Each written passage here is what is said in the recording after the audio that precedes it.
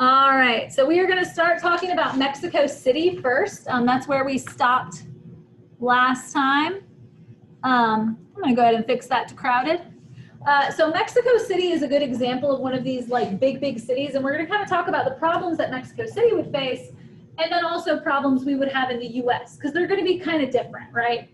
Mexico City is the world's second largest city with 18 million people, about 1 in 5 Mexicans.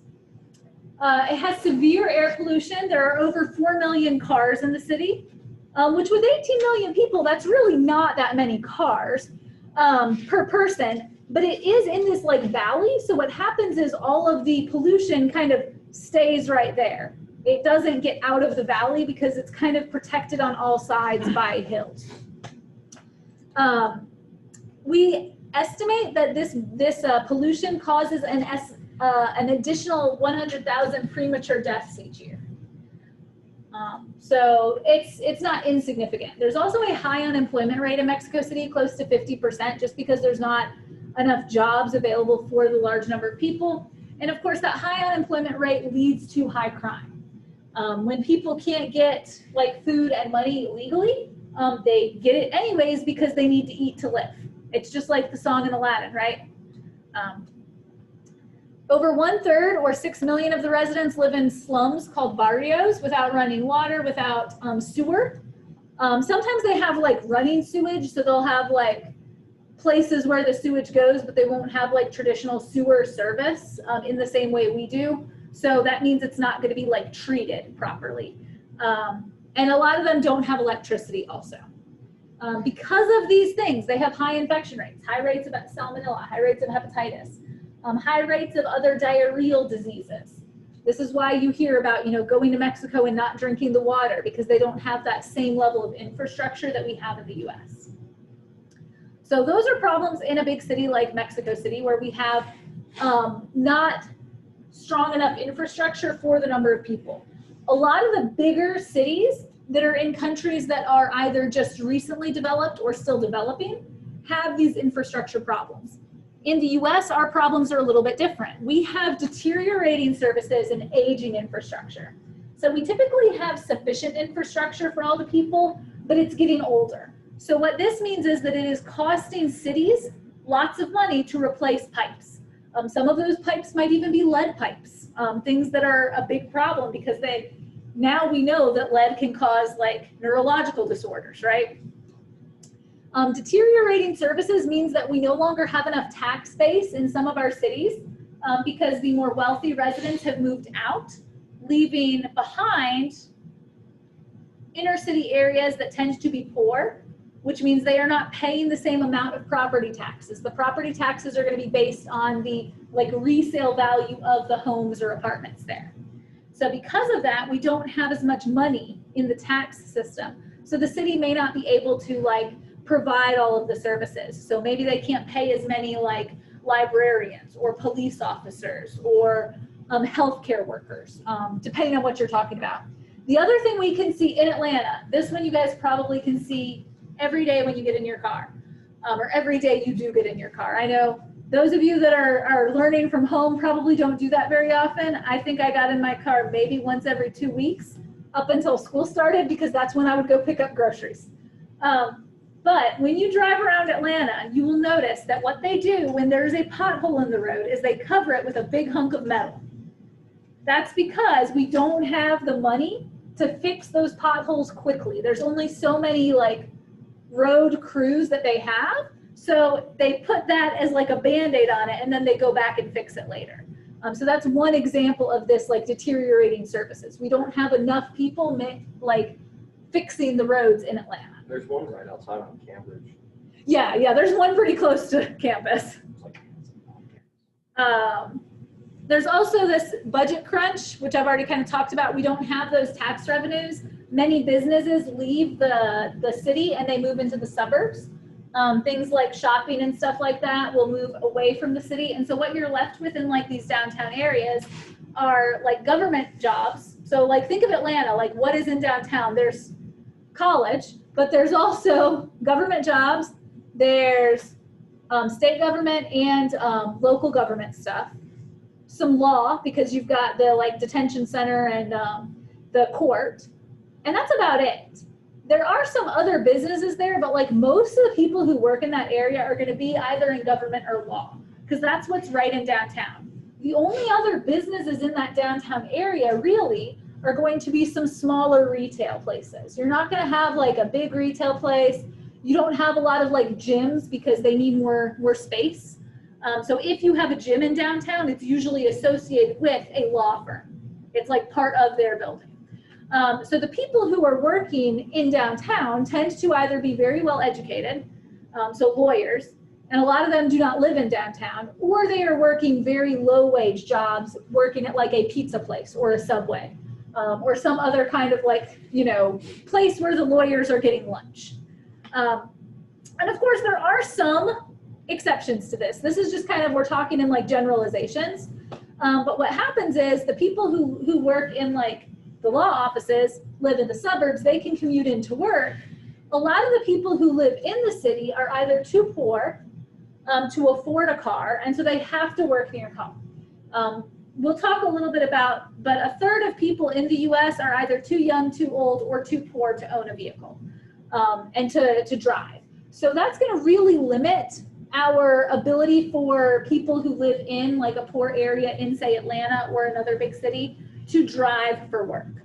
This is why when the Braves stadium moved, there was a lot of like discussion about it, because the people who worked at the Braves stadium, most of them lived in that neighborhood right there, which is a relatively low income neighborhood. When the stadium moved to Cobb County said they were not going to have MARTA come. So that meant that all those people, when the stadium moved, lost their job because they couldn't get to work. So that's one thing that we have a problem with in Atlanta, because our public transit is pretty bad. You also, because of this like loss of jobs and not having a lot of good jobs for people who are not as educated, and remember, with those deteriorating services, maybe we don't have as many librarians. Maybe we don't have as much money for the public schools. So you end up getting this kind of cycle where people who live in the inner city areas that are more poor tend to stay poor because they don't have these opportunities to move up, as we call it, move up in American society. So we have this rising poverty, and with that comes things like violence, drugs, and what we consider like urban decay, which basically just means we have higher rates of crime and higher rates of drugs and higher rates of things like that. And a lot of this is related back to these deteriorating services where people don't have these opportunities. And then urban sprawl is another area. So urban sprawl is kind of the opposite end of this coin. This is where people who are middle class or upper class move out of the inner city and into a suburb area. Those people, as they move out of the city and into the suburbs, will have a different set of like circumstances, different set of problems. If you're driving an hour to work each day and an hour home each day, you're less likely to work out. So those people will have higher rates of like obesity. So we have kind of twin problems, but they're like opposites. It's like, you know, the good twin and the evil twin, except they're both bad. Depending on if you're living in the city and in a very poor area without resources, or if you live in the suburbs, you have a different set of problems that are kind of complementary. Now this relates to the carbon cycle, and I'm just going to talk about this briefly because we will talk about the carbon cycle in unit like 9. We're going to talk about it in spring, but I just want you to understand how like urbanization affects it. So the burning of fossil fuels happens when you're driving, and it happens more in cities because people are like driving places, especially in the US where many of our cities don't have good public transport. And that is burning old carbon. In the rural areas, people often use new carbon for heating their homes. Think like fireplaces where you're burning wood. That would be, you know, new carbon, so it's not as bad. Landfills are also going to be a problem. They can sequester greenhouse gases, and they can release methane and CO2. So this graph, I'm going to zoom in a little bit so that we can actually see the numbers there. The red are changes caused by like increases in the carbon caused by urbanization. And then the blue is the change since pre-industrial time. So you can kind of see that like the oceans are about the same output, but the input, what's going into the oceans, is going to be more. And that's from that carbon dioxide in the atmosphere. The big changes because of urbanization are things like buildings, landfills. I think this is supposed to be like, I don't know, a person with their yard. I'm not exactly sure what that little picture is supposed to be. But we're having a lot of changes due to people living in cities because we're changing the landscape. You do not need to memorize these numbers. I just wanted to put this graph on here so you could kind of see where some of these changes are coming in. So we will talk about how these like landscape changes in the urban environment are changing CO2. All right, so one of the ways that that can happen is with impervious surfaces. So urbanization causes us to build, like people live in the city, we have to build houses, schools, hospitals, all that. An impervious surface is any surface that doesn't allow rainwater to penetrate underground. And this is going to be a problem for the water cycle, but also for a couple of other things. So roads, buildings, parking lots, anything that is made out of a material that the water can't go through is impervious. So this building, impervious. The sidewalk outside, impervious.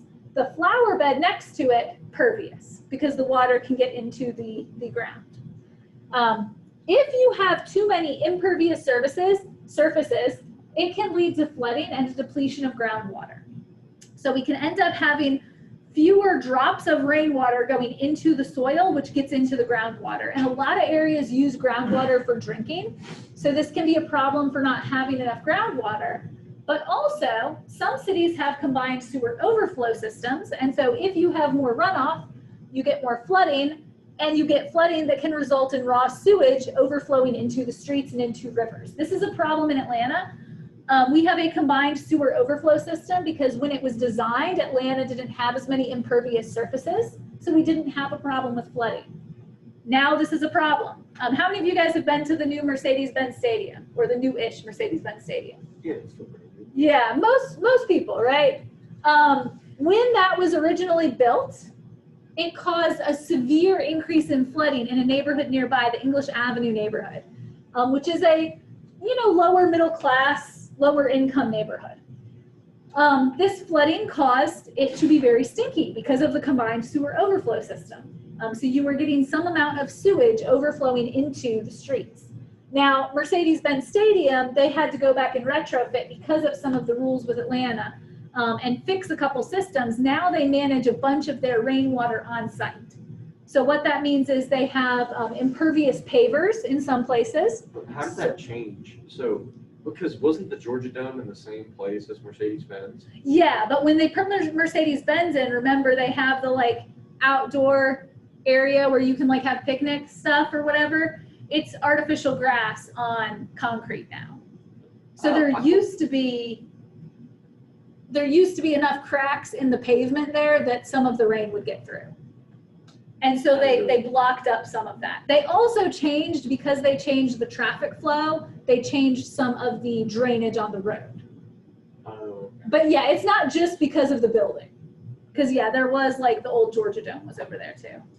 But yeah, they ended up having to, because of that, like I think it's called the Home Depot Green or something like that.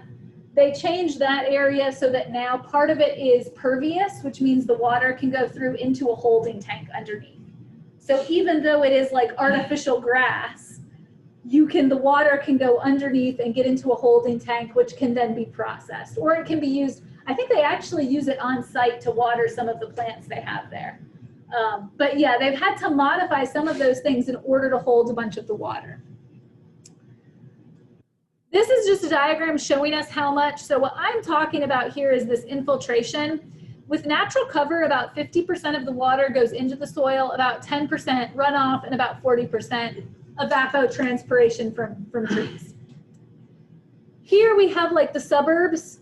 You're getting more runoff because of houses and things, but you still have quite a bit infiltrating into the soil. This is where we have the biggest changes when we get down here to like 35 to 50%. So this would be like a more urban suburb, like an area where you have houses closer together with less yards. And now we're getting 30% runoff. And in the city, like in downtown Atlanta or Midtown, you might have 55% runoff. So this increase in runoff is where we're really seeing this increase in flooding. And of course, that flooding can lead to a bunch of other problems. It can lead to mold growth in houses, which can lead to higher rates of asthma in the city. It can lead to the sewage coming into the street, which means people might get sick from raw sewage. So you can have a bunch of different problems. So Atlanta has a few of these problems because of our combined sewer overflow. But slowly but surely, Atlanta is replacing what we need to replace in order to fix that. Imagine this happening in a city where there's not a lot of money, there's not a very good central government, and the city population is exploding even more rapidly than, say, Atlanta. That's kind of what we see in places like Mumbai. So they can't manage the number of people with this increased runoff, and they end up getting sewage that is just left untreated and goes into rivers and things like that. All right, so we're gonna kind of move to the urban sprawl. Remember I said we had twin problems. We have the problem of a lot of times the poor people are left in the city and they don't have enough, there's not enough tax base to provide good public schools, there's not enough good paying jobs, that kind of thing. Now we have the urban sprawl problem. So this is where low density housing kind of pops up all around the city. We can see this in the Atlanta area, like my parents used to live in Fayetteville, perfect example. Roswell, Sandy Springs, those are other good examples of urban sprawl. This is cheaper land outside of the center of Atlanta. So compare a house in Fayetteville, the cost of that, to a house in Grant Park. Very different. You could say the same thing if you were comparing like a high rise in Midtown, like a townhome or a condo there, to a house in like Roswell or Sandy Springs. You're gonna have very different costs and very different square footage. So because of the availability of cheap land outside of the city, we tend to see families move out there, typically middle income families. Also, there's a couple government things. So there's easy to get a government loan for single family homes outside of the city. Government and state funding of highways provides easy access into the city, so you can live outside of the city and come into the city for school or work. Gas is relatively cheap. Tax laws encourage people to own homes. And then there's multiple political jurisdictions which don't work together to control the growth. We can actually see this right here. There was a hotel that was trying to change, like put a hotel in on this like abandoned lot area. And it was like half in the city of College Park, I think, and half in East Point maybe. But they were worried about the runoff into the Flint River. So this person that I know who works on the Flint River and water was worried about this, but the two governments, she had to get both governments involved because the property was so big that it was on both cities' property. So if you don't have these like smaller cities within the big city working together, you can get a lot of these like problems kind of worsening. They kind of just push it on to the next area. The other thing I wanted to talk about is this term low density housing. So low density housing means if we look at the number of people per square foot or the number of square feet per person, we're gonna have more square foot per person in the suburbs. For example, my parents' house, before they've recently moved in with my brother. But when they had their own house, it was two people and they had like 2,500 square feet in Fayetteville. Their house cost less than my house, which is in Atlanta, which is about 1,600 square feet for 4 people. So if you take 1,600 divided by 4, that's about 400 square feet per person in my house. And they have like more than 1,000 square feet per person for my 2 parents. So that's what we mean when we say low density housing, is that as you move into the suburbs, you can get bigger houses for cheaper.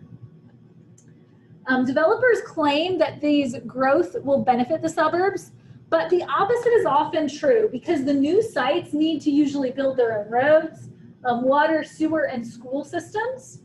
And this is typically a huge expense. And so a lot of these suburbs, as they bring in these developers for housing areas, end up in debt because they can't afford the like infrastructure like schools and libraries and hospitals and things to support that population. A good example of sprawl is Atlanta. In Atlanta, the population grew 32% between 1990 and 2000, but the land area that Atlanta occupied grew by 300%. So we are taking up more space for fewer people, basically. U.S. Department of Housing and Urban Development estimates that urban sprawl is about 500,000 acres per year of farmland. So obviously, as our population increases, we need more farmland to feed people. So this is not necessarily a great thing if you're considering the facts that we need to feed people, right? Las Vegas is currently the fastest growing metropolitan region in the U.S. So I'm using Atlanta as an example because you guys know Atlanta, but we're not the worst. Las Vegas is the fastest growing area right now. And this is just kind of showing you what happens. So people where they work is fairly concentrated. So we've got light pink throughout the area, and then we've got some dark red in the center of Atlanta. Where they live, the dark red goes all around the outside suburbs. And like I would not have thought that areas way up here were considered suburbs of Atlanta before I moved here. But there is definitely this tendency to sprawl in the Atlanta area. Now there are some social consequences. First off, we get that reduced tax base in the city, which prevents the city from being able to maintain the infrastructure, even though people are still coming into the city to work.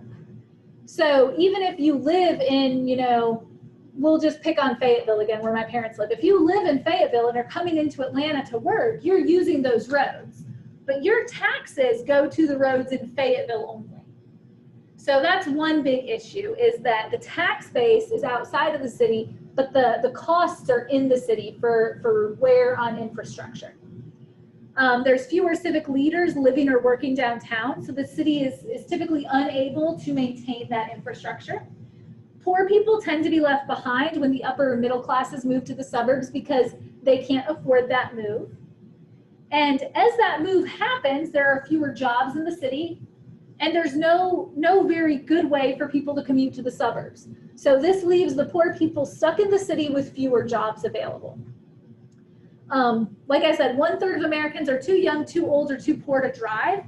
And so this sprawl can cause this worsening unemployment and crime in the city.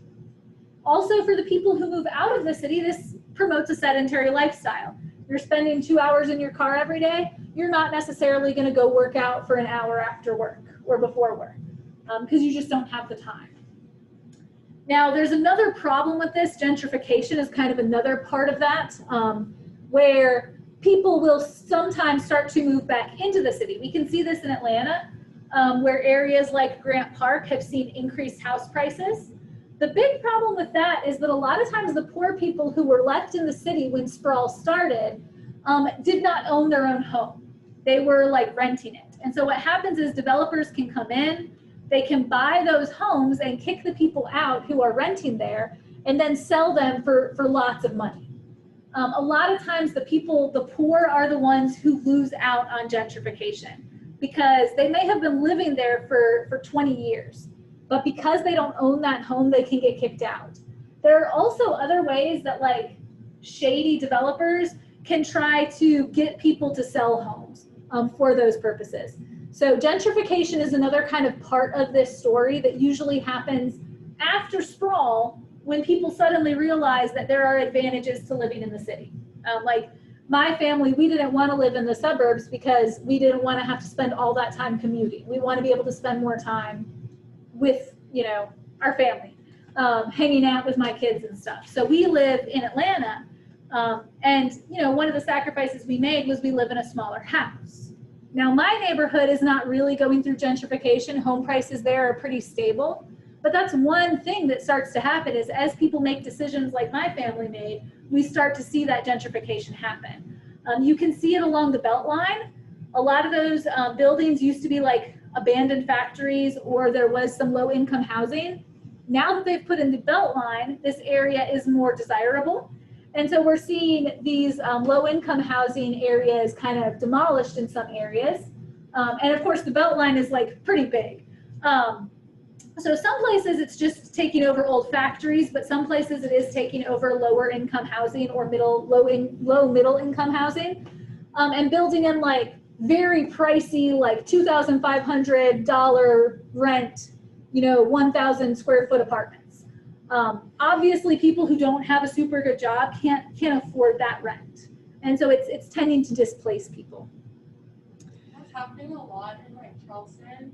I was there over the weekend, and it used to be like very city, and now it's like a huge tourist town, and like the prices are going up a lot for houses. Well, I mean, Yeah, Charleston is another good example of that kind of thing. if you're in a low-income family and you end up and you're living in a neighborhood that's like beginning to boom in terms of like it's becoming, I don't know, more gentrified, I guess. Like you could stand to make a lot of money off your property, because even if your house is gross and a tear down, at the very least your property value is going to shoot up.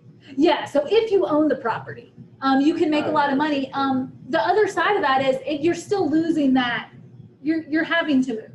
And so a lot of people will argue that, that's not necessarily the best thing either, because a lot of times what we're talking about is people who would have had like family history on that property, Right. but they would not have been able to get a loan to fix up their property, or they would not have been able to find a job in the area very easily and that kind of thing. So there are some good things, like you said, like if the land prices start to blow up, you can sell it and move to the suburbs. But there are some downsides too.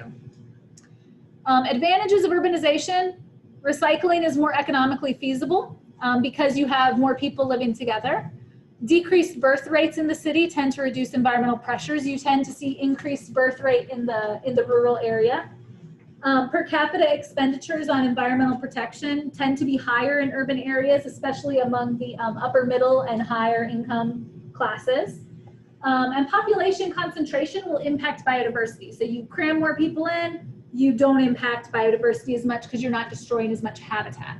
So there are some advantages to urbanization. The key here is thinking about those problems of like reduced tax base and gentrification, and kind of balancing what's happening in the city so that you don't displace a lot of people.